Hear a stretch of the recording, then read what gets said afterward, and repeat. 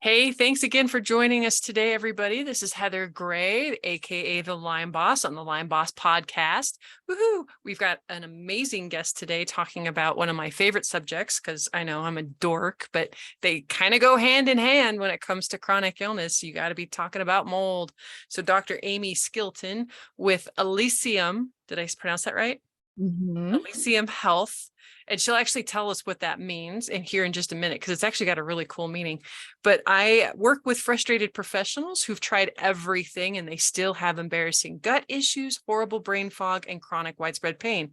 Could it be undiagnosed Lyme? It was for me. And I'm here to help get to the root cause of your issues so you can get back to living an energetic, productive, joy-filled life. Who doesn't want that? Welcome, my guest, Dr. Amie. How are you doing today? Thank you, Heather. I am doing wonderful, and I'm so excited to be talking to you because, as you know, Lyme and mold are often wrapped up amongst each other, and one can get in the other way of the healing of the other one. And so excited for our chat today. Yeah, me too. Can you tell me a little bit, like Elysium? That was kind of hard for me to say in the beginning. Like, where did you get that name? Yeah, so you know what? It's a funny little story. As a young woman, I heard that name through my beauty therapist, and it's French for heaven on earth. And the concept really stuck with me, this concept of heaven on earth, hell on earth. Many of us spend time thinking about what life is like after our mortal time is done. And yet, I think the focus for me is about creating that sense of heaven on earth. And I think health and wellness, if you don't have your health, nothing else goes well, right?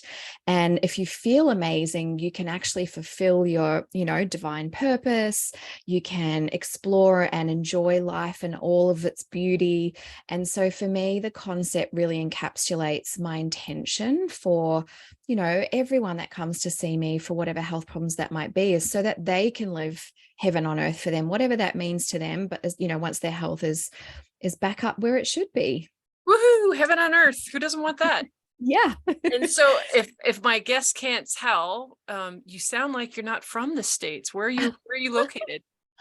I am beaming in from Australia. I'm on the eastern seaboard in a place called the Northern Rivers. It's a subtropical part of Australia, so just south of Queensland. So I'm below Brisbane and the Gold Coast, but I am a good 10 hours drive north of Sydney. So kind of right in the middle of that very long stretch of eastern coastline. Nice. Sounds amazing. What time is it there? It's coming up 9:15 in the morning, so I'm feeling fresh. Okay, good. Yeah, it's funny. I don't typically schedule podcasts in the afternoon because I'm not as fresh, but I'm glad that this was open for you to take. So that's great. So tell us a little bit, like, the reason I have a lot of the guests on here that I do is because in the alternative practice, I've found that most of us have a story, right, that got us into the line of work that we're in. Mine's no different. I had 27 years of undiagnosed Lyme disease, mold toxicity, 3 autoimmune diseases, multiple suicide attempts, right? So what's your story? What kind of got you into this line of work? There's kind of 3 little pieces to the story. So when I was a child, I was fascinated by how the world worked, like outer space, science, and I studied calculus, biology, chemistry, all of those things. And I was actually originally planning to be an astronaut. Shut up. Yeah. I lived in the States for a year. I visited NASA. I inquired about the NASA Youth Space Camp. But in my spare time, I read and devoured and loved everything about nutrition, herbal medicine, nature. I was mixing creams. I was picking plants out of the garden. And then at 17, I saw an ad for naturopathic medicine. And I was like, oh my gosh, that's who I am. That's me. Like, that's what I'm supposed to be doing. And so instantly, swerved off the highway on the way to being an astronaut and went straight into studying naturopathy. But at the time, Words that I don't think I would ever hear come out of anybody else's mouth ever, like, on my way to being an astronaut. Oh, it's such a random story, I know, but it was such a light bulb moment for me where just all the pieces fell into place about why I was so fascinated by what I was interested in. And then at the time, I was very young. I was 19 when I started studying, and I had endometriosis and PCOS. So I initially specialized in chronic skin disorders, and I still do a lot of work in the acne space and a bit of psoriasis and eczema now. But I very quickly realized the contraceptive pill wasn't fixing anything. And I had gut stuff, hormone, nervous system regulation. And so the first, I would say 15 years of my career was really all things lady business. So skin, beauty, I'm an esthetician as well, healthy hormones, healthy pregnancy, babies, sorting out endo PCOS. But then there was a huge plot twist at 37 where I ended up in an apartment that was leaking quite badly, but wasn't visible. And I went from having been a really healthy human being my whole life to absolutely destroyed in every sense of the word, physically, cognitively, mentally. I mean, it was also a terribly emotional and distressing experience to go through for lots of reasons. And, it took me a couple of years really to come out of that, partly because here in Australia, we have a similar issue with water damaged buildings as the US does, where 50% of buildings are problematic. And Wait. Say that again for the people yeah, in the back. 50. one in two buildings. So you got a 50-50 chance that your office or your home or your friend's home or the restaurant you're eating in or the cinema you're watching a movie in is water damaged. And those are horrendous odds. It's worse than Russian roulette. So healing for me, the hardest part was actually finding a home that wasn't water damaged. I was in Sydney at the time, high humidity, the city's built on an aquifer, terrible combination of things. So after a year or two, when I sort of regained my health, I then studied to be a mold testing technician and actually started realizing where toxic mold was influencing my clients' health. And actually it just revealed this entire world that I had been blind to. So the last 5 years, I've really been focusing on toxic mold and raising awareness around that. That's incredible. Yeah, there's usually 3 questions that I ask when I work with new Lyme clients. One is, do you know and have you ruled out mold? 2, have you had wisdom teeth extraction or root canals? Because if you have cavitations, that's going to influence on if you get better or not. And the third is sleep apnea, right? Have you been tested for sleep apnea? Because if you're not getting the proper oxygen at night when you sleep, like the best protocol in the whole wide world is only going to do you 25% of good. So the mold issue is such, and it's a heartbreaking, it's a big topic. It's complicated. Like, I don't know, man. I think I'd rather take on Lyme any day of the week than to tell somebody that they've got a mold issue and mold in their house. And like, so kind of walk us through that process. Like, what have you learned, when it comes to the world of mold, and some do's and don'ts and some practical applications? Yes. First of all, can I just high five you for those 3 questions you ask everyone? Because, it was such a wake up call as a clinician. We focus so much on diet and lifestyle and exercise. I'm telling you now, none of that matters when you have these other issues. Yeah, I know I'm a functional practitioner, and I was the best at taking my supplements and getting time and my mindset. But without those other things taken care of, like I kept relapsing. And I was like, what the hell's going on? Oh gosh, I know it is terrible, and it is big. But here's the thing. So I think a couple of things I want to share for people if this is something that's new to their awareness. Number one, I think most people assume if their home or office had a mold problem, they would see the mold. Like we're all familiar with that kind of graphic, right? Dark, patchy, grotty looking mold. To be honest, as a certified mold testing technician, I can tell you at least 80% of the time, it does not look like that. You don't see it. You don't see it. There are a lot of subtle red flags that may come earlier before that appears, if it ever appears, because often it's trapped in subfloors, ceiling spaces, wall cavities, things like that. And I will just mention, I have got a free webinar, the 9 subtle signs your home has a mold problem, if you sort of curious or suspicious. And some of those signs can be an aroma or an odor.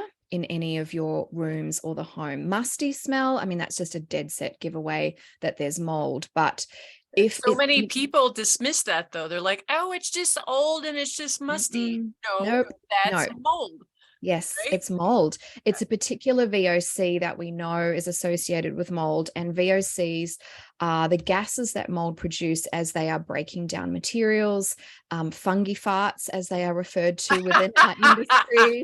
Um, but unfortunately, fungi farts can have lots of different smells. So they can smell like cheese, dirty socks, vomit, rotting leaves, alcohol, fermenting mushrooms. Like basically your home should smell like fresh, clean air and nothing else. So if there's any other aroma or odor, you've either got bacteria growing, which means there's likely mold, or you've got mold growing, which also means there's bacteria growing in the home.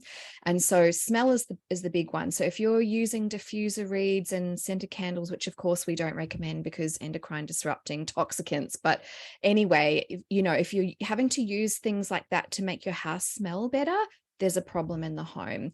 And I guess the other piece that I need people to understand is mold equals moisture. So if you have a mold problem, you have a moisture problem. And a lot of people go, oh, it's a cleaning issue. And look, sometimes if you're not keeping the dust load down in the house, sure, dust is the perfect food for mold, but so is carpet, so is the plasterboard of our walls, so is the cushioning in our couches and the mattress and things like that. We can't get rid of mold. It's literally everywhere. Like there's mold growing in Chernobyl. There's a species of fungi that grows on jet fuel. So you can't ever get rid of mold spores entirely. You can, of course, keep your house clean, but that's not a battle you'll ever win. Second of all, unless you live like, I don't know, someone who has no clothes and no housing in the bush, you are surrounded by materials, housing materials and personal possessions that are food for mold. The only thing you can control is moisture. And it's as simple and as difficult as these two aspects. Number one, you must always keep the humidity in your home between 45 and 55%. So according to building biology principles, the sweet spot for human health is between 40 and 60%. Anything drier than 40, we start to see mucous membranes and skin suffering. But from a mold perspective and an allergy perspective, as soon as humidity goes over 60%, we have dust mites proliferating, which cause asthma, and allergies and itchies. And then from 66%, we start to see aspergillus and penicillium species growing. And then, the higher the humidity, the more toxic the molds can get. So measuring that, having humidity sensors in each of your rooms is, I think, an essential part of managing the microbiome of your home, and then using dehumidifiers to vacuum the moisture out of the air anytime it goes over 60%. Now, you might have an amazing built-in air conditioning system that has dry mode. Dry mode is really helpful to keep the air a bit drier. But the second piece is, if there's been a leak or some kind of water intrusion, maybe the roof leaked, maybe a pipe burst, maybe your kids overflowed the bath, maybe you used the wrong dishwashing liquid in the dishwasher, definitely done that before, and it's bubbled up out over the floor. As long as you get everything dry within 48 hours, you will not have a mold problem. Now, the tricky aspect to that, though, is sometimes leaks are hidden and are not always obvious at first, especially if they are small. So this is where odor, humidity, measuring the humidity can tell you if one of your rooms all of a sudden is a lot more humid than the others, there's water coming from somewhere. If you're starting to feel like the room is like, the air is thick and heavy, or it feels damp, or it feels stuffy, that's another sign there's a moisture problem. If there's a smell, there's a moisture problem. So being aware of those subtle signs that happen before the mold will ever come through is really important. And I guess maybe the third thing I would say is, I think every household should have a moisture meter, so that you can just touch it against the walls and the flooring and the ceiling, especially after a big rain or after a holiday where maybe the pressure in the pipes has built up. So you can pick up leaks early and get them remediated quickly before they destroy the home. So it's as simple as that, but also as tricky as that. Well, so you were saying that and it kind of devastated your health. So it probably tells me Mm. that you're one of those fun people that have the genetic, propensity that doesn't detox well and our bodies Yeah. don't take it and get rid of it like it should. So how do Mm, you become an inspector of mm, mold and mm, keep your health intact? Because I used to mm. laugh. I told my doctor that I have a nose for it, that I can walk into a building and I can just tell. And she's like, Yes. great, I think I have a new part-time job for you. I'm like, no, Mm-mm. it makes me sick. Mm-mm. Like, how do you do that? So, well, that's a good question. And how I use my qualifications isn't the traditional way. So, the training I did to become a certified mold testing technician, I initially did it because I needed to know when I was inspecting properties whether or not the property we were about to buy or to rent was water damaged. It was purely from like survival. It wasn't my intention to ever even use it in any way, shape, or form. But that was my first, I guess, first qualification in the field of building biology. And I think we call them building biologists here. I think in the US, they're called indoor environmental professionals or IEPs. And the terms are, synonymous and interchangeable. Once I discovered the world of building biology, and what that is I guess the world of our buildings and how it can influence our health. And this extends to EMF, chemicals and building materials, scented candles, chemicals in the water, all of that sort of thing. It's a huge crossover with functional medicine. I realized like you can't unknow those things once you know them. And so as a clinician who's always looking for the root cause of someone's health issues, I had to keep studying that. However, you're absolutely right. Even with the right PPE masks, I've got a full face HEPA, N95 mask, and you go in with a hazmat suit, you still get some level of exposure. And there's no way I could do that job and not have my health be affected. So the way I offer my training is twofold. If someone's in an area where they can't get a building biologist in, so Australia is a very big country. It's very similar in size to the US, but everyone like lives basically on the seaboard, really. If someone's inland a bit and can't get someone, I will help them online virtually to do moisture mapping, to run their own fungi sampling, and things like that. The other thing is I created a course called Mold Proof Your Home, because I found when I found myself in this situation, there's so much bad advice on the internet from well-meaning people, but people who don't actually know any better. For example, you don't want to kill mold. You never want to use chemicals or fogging to kill mold. Attempting to kill mold just triggers a defense response where they produce so many more toxins, and dead mold's even more toxic than living mold. You have to remove it. And so I put everything I knew and learnt in one place. How do you inspect a property? How do you prevent your home ever going moldy? What do you do if you discover a problem? Who do you call? What are the guidelines, the gold standard guidelines to follow? What are the questions you need to ask? And the expectations you should have of those professionals. So basically how to tell the good guys from the bad guys when it comes to getting the job done. So my approach is definitely not at the coalface inspecting people's homes, but often when I see patients and I'm like, oh, you have a mold problem, I also have a network of building biologists. I'm like, call this person, they will sort you out. So that's where I do it. Do you have any connections in the States? I do. Yes, Oh, I do. that's There's fantastic. a couple of databases that I refer people to, and I can share those with you to put in the show notes. Yes. And yeah, and I do have a couple of like personal contacts in the US and in Canada. Obviously, those are two very big countries. So, in the event that person's not where you are, I can definitely point you to where to find someone who's good. That's Mhm. great. Yeah, that's awesome. I think that's half of it is just finding. I mean, I've been told that somebody wanted to come out and it was going to cost me $10,000 and Mm, they had to be there over a couple of days. And I'm like, this doesn't sound, this doesn't, mm, it just sounds like a flag on the play, and then yeah. you hear of those companies that do testing and then they'll also remediate. And you got to watch out for that too, because that's a conflict of interest. Absolutely. We do not recommend that. Yeah, absolutely. So, okay, cool. So what were some of the steps that you had to take to kind of get your health back on track? And like, how do you work with clients?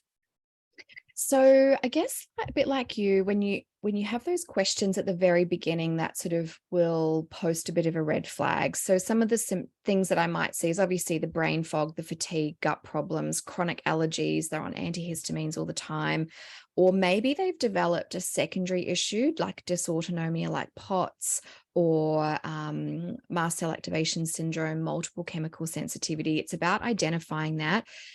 Again, it's not so helpful to say, do you know if you've been exposed to mold? Because sometimes they will know, and other times they'll be like, no, but then you find out there was like a 15-year water leak at their family home where they grow up in, but because they never saw the mold, they're like, no, it wasn't moldy, it was just a water leak. So kind of putting those pieces together. Step number one is getting away from mold. And so that might look like remediating the home or working from home if it's the office.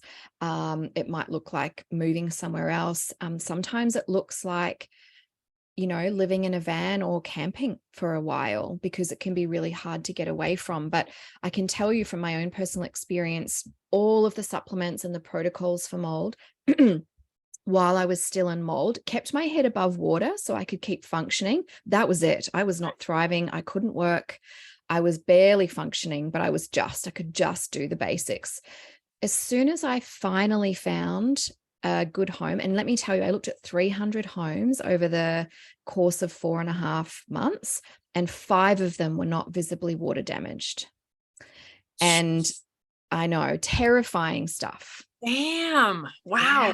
That's incredible. Yeah, it's funny that you brought that up. One of the best analogies I've ever heard from another mold doctor was, she's like, if you're living in mold and you're trying to detox it, you're trying to get better from it, it's like brushing your teeth and eating Oreos at the same time. Exactly. Right? Like, Exactly. And to be honest, this is the hardest part for people actually, because they're usually exhausted, right. distressed, incredibly unwell. Like I felt drunk and hungover all of the time with a permanent migraine. I was breathless. I was nauseous.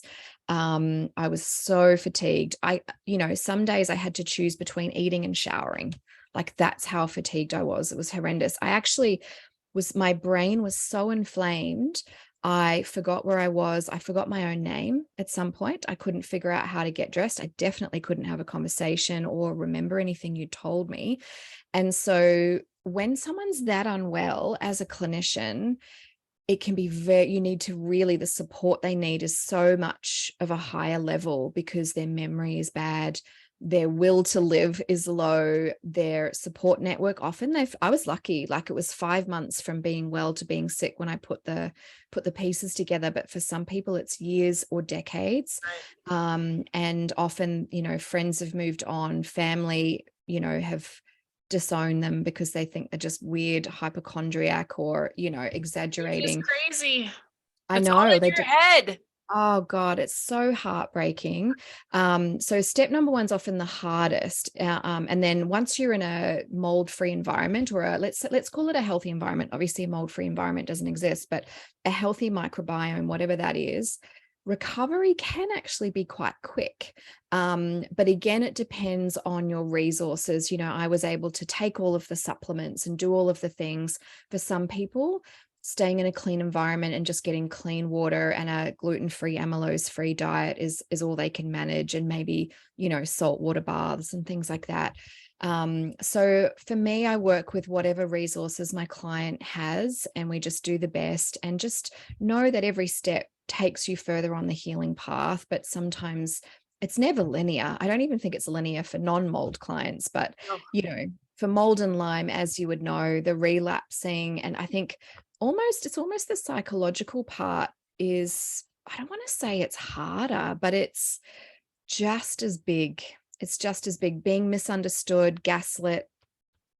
Well, then you get the whole other layer that goes along with it of brain retraining, because mold does something to the brain like no other thing out there does. And it, it's like a fire alarm, right? But you're out of the fire, but somebody forgot to turn off the alarm. So even though you're out of the issue, your brain is still fire, and you're still stuck in, fight or flight. And that can be another whole,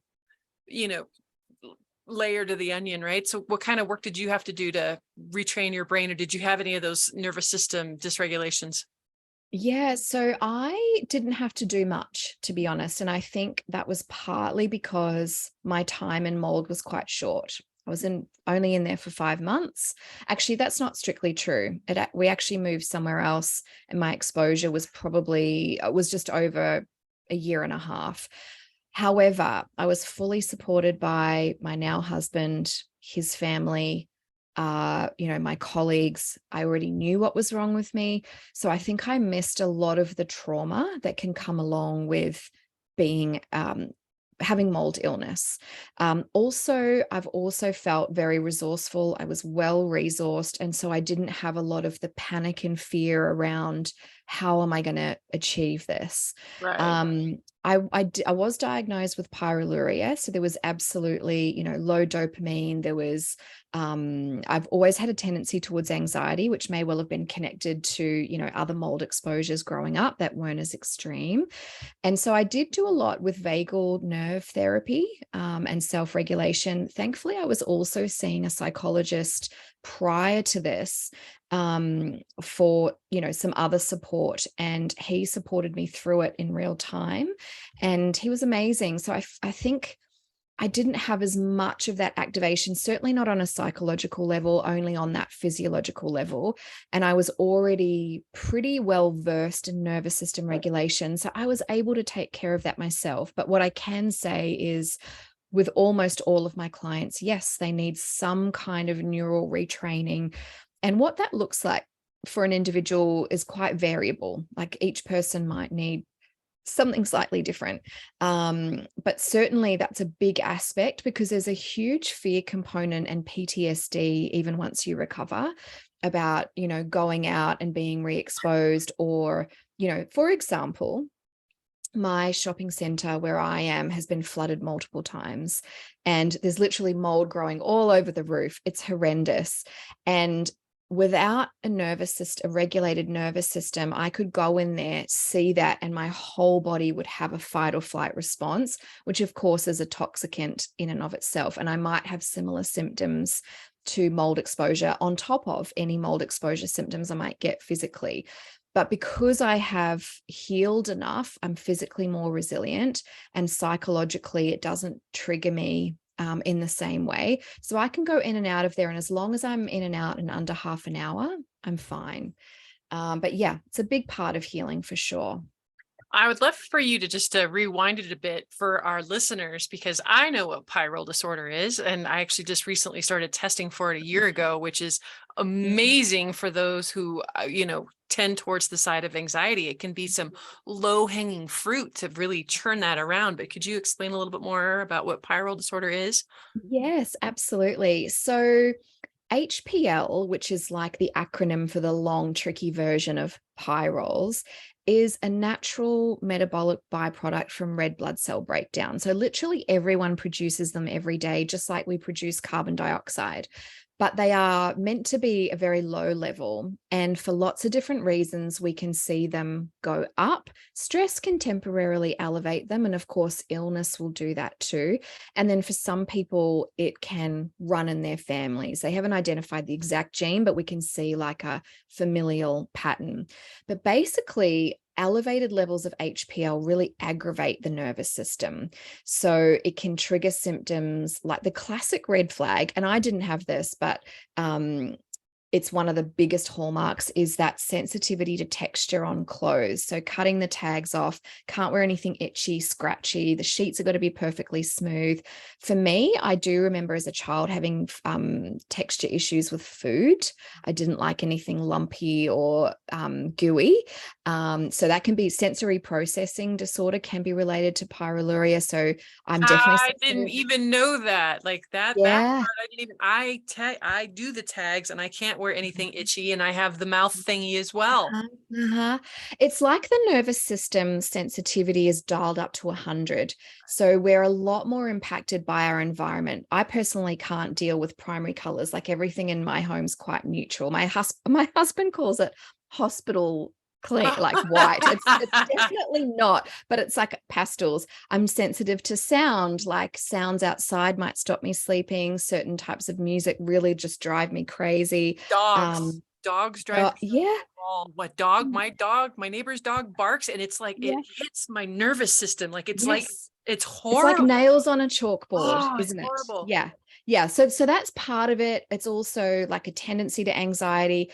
We get really jacked up much more easily. It takes us a long time to come down.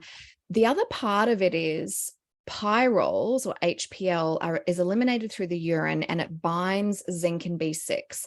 And so what it does is it creates a zinc and B6 deficiency, and we need zinc and B6 for dopamine. Dopamine is obviously a pleasure reward, so we can see mood disorders with pyroluria. Alcohol abuse is very easily occurring in pyrrole patients, because alcohol is like the quickest way to shut down the high, glutamate activity in the brain, which of course further depletes zinc and B6. So there's this, when you've got the wiggly leg, or you've got restless legs in the bed, or you can't sit still, kids that can't sit still and focus. For adults, it can look like ADD, can't switch off, got to always be working, maybe don't like having holidays and stopping because they like to be busy. Like there's so many symptoms, but it's a metabolic thing. And sometimes it's temporary if you're in a season of stress or illness. And sometimes it's just, childhood trauma. Your nervous system was, got set up in a way that was dysregulated. I actually really think, also, I think pyrrole people tend to be more introverted. I'm obviously an extroverted introvert, but I now think introverts are actually a variation of a healthy human. And it's because the external world is overwhelming for some reason. And I think pyroluria is definitely one of those pieces. That's crazy. So what I talked about, low-hanging fruit. So tell us, how do you typically reverse or help support pyroluria? Yes. So look, the very basics of it are replenishing zinc and B6 levels, also magnesium, because magnesium helps drive the enzyme that clears stress hormones. If you're on those things long term, you do need to add in manganese and biotin, just because they can get a bit depleted, and watch your copper. But it's as simple as zinc, magnesium, and B6 supplementation. That being said, you want to look at what are the drivers behind that. So nervous system dysregulation is a big one. Stress management, are you yanging your life and not doing enough yin stuff? I was wondering where you were going with that. I'm like, am I doing what to my life? Yeah. I was going to Yanging. use a swear word, and then I'm like, I need to say this in a nicer way. Oh no, we love swear words on the show. Yeah, so getting to the root cause, look, poor gut health is another big one, where we see endotoxins coming into the bloodstream, and then we see red blood cell breakdown and free radical damage. Free radical damage will do it. So cigarette smoking, toxicant exposure. So it's quite funny, and I'm sure you would laugh at this and see it the same way. When you look at any disease or disorder someone has, the steps back to wellness are actually almost always the same.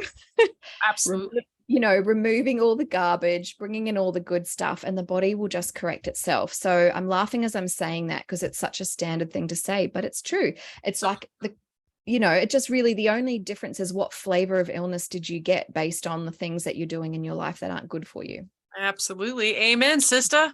So what are your thoughts on, I've been told that if you have a home that has mold in it and you're having health issues, and you decide to move, what are your thoughts on, I've been told that some people are like, you got to leave everything behind, right? Otherwise you reinfect the new space. Like, what are your thoughts on that?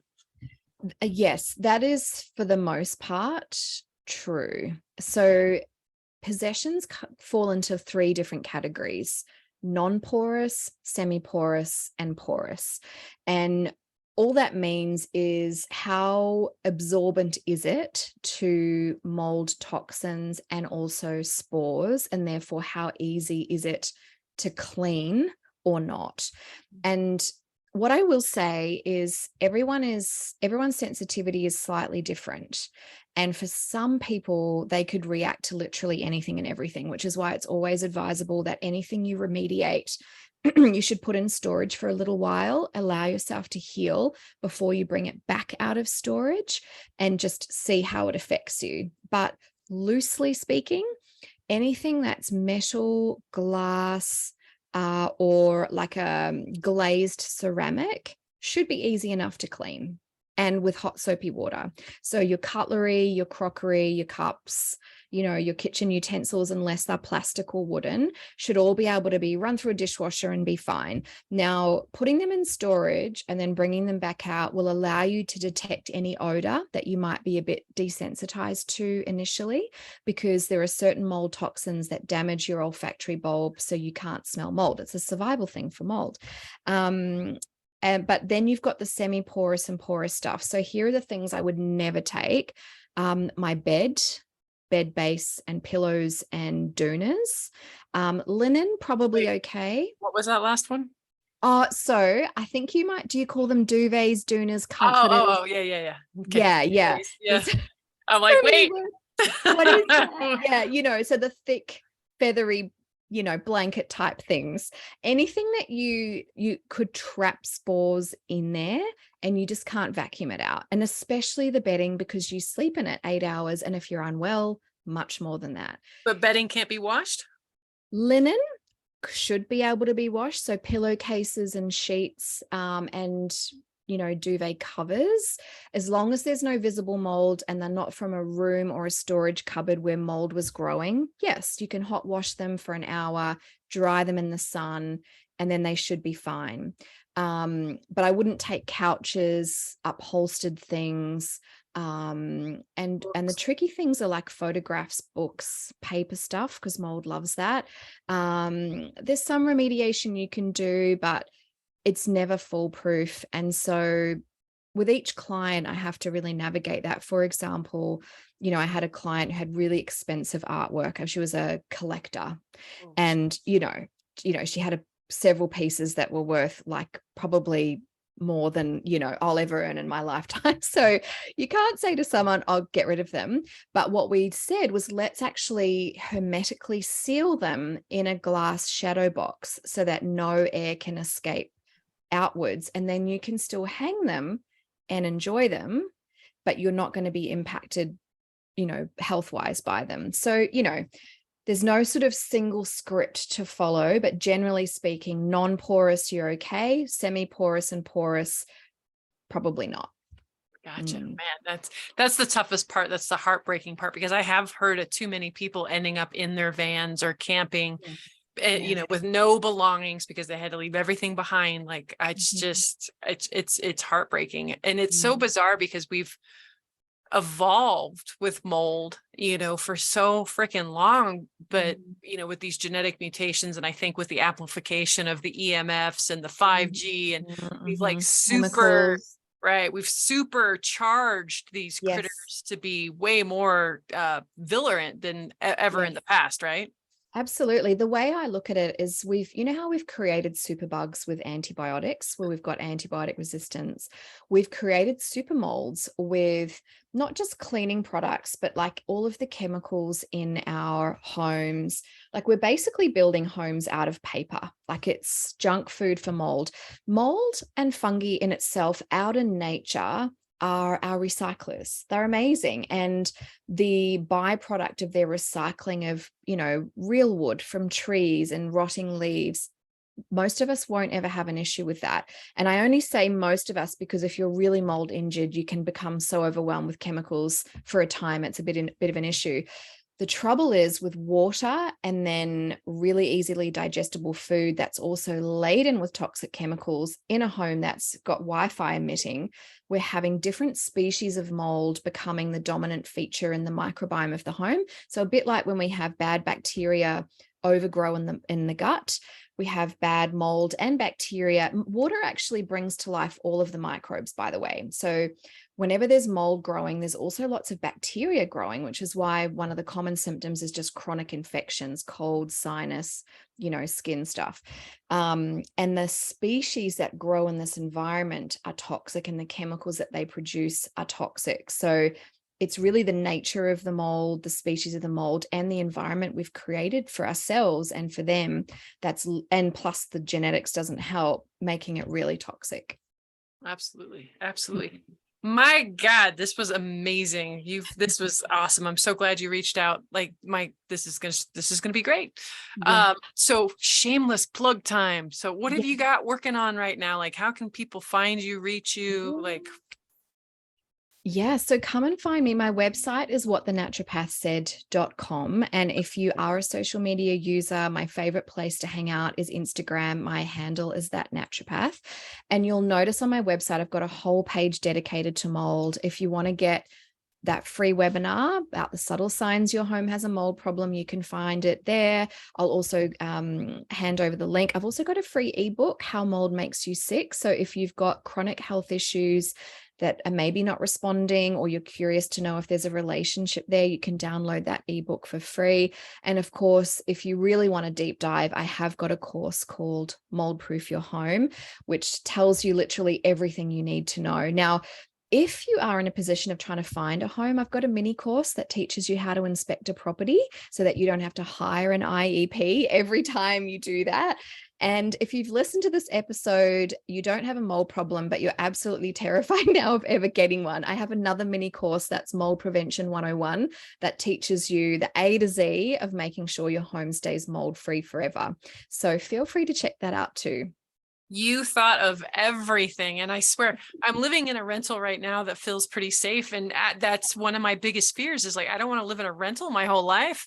And I got to get out of the city because I can't handle the barking dogs. The barking dogs are going to be the death of me, I swear. But anywho, and I love dogs, but Yeah. anywho. But that's one thing that's keeping me here longer. It's like, I don't know. I honestly don't know what to do when it comes to looking for another place to live. So I can't actually wait to dig into that piece of the resource on your, like, this was amazing. Thank you so much for being on here today. I so appreciate you and everything that you do. Oh, thank you for having me, Heather. It was such a pleasure. And I just adore the work you're doing in the world. So thanks for letting me be part of it. Oh, absolutely. All right, everybody have a healthy day.